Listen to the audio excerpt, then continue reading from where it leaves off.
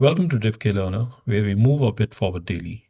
A big shout out to all IT champions. You are the magic maker, turning challenges into solution. Today, we are exploring one of the most powerful DAX function, MINX. Want to discover how to calculate the smallest value in a custom expression in Power BI? The MINX DAX function is your ultimate solution. In this video, we'll break down how MINX works to evaluate expression row by row and returns the smallest result, giving you greater flexibility in your data analysis. We'll also explore how MINX differ from Min and Min-A, helping you to make the right choice for your specific scenario and maximize your insights.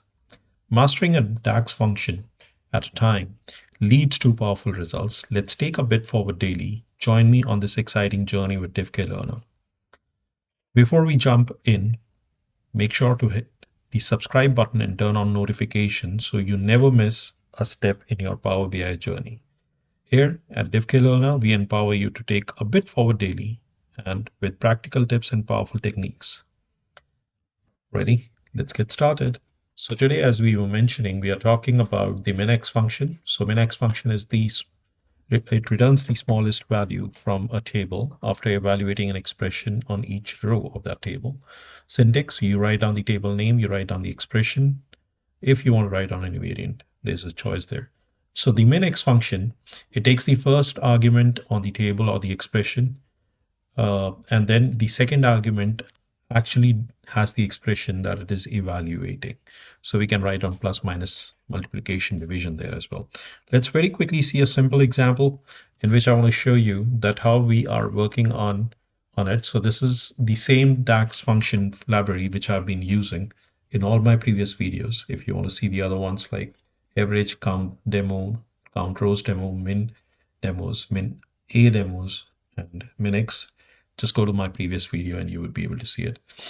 So here we are talking about MINX. It returns the lowest value that results from evaluating expression for each rows of the table.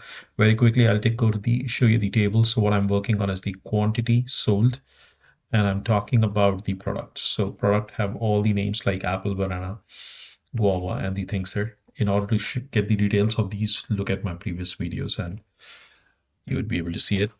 Now here, what I've done is I've created two measures. One is MINX product, where I'm asking it to filter all the things without filtering without the products which are apple and banana. So it filters out, or it removes apple and banana from the list and returns the smallest alphabet item there in this particular measure, and that's what we are getting, cherry, because after apple and banana being removed, cherry is the minimum value there.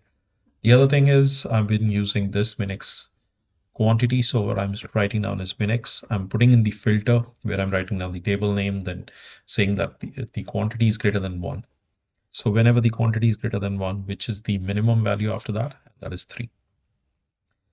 So these are the example, and for the part that I was showing, the MINX product, when I was trying to find out the values, as in gives you the information that whether those values, what you're filtering on is the value which is giving in.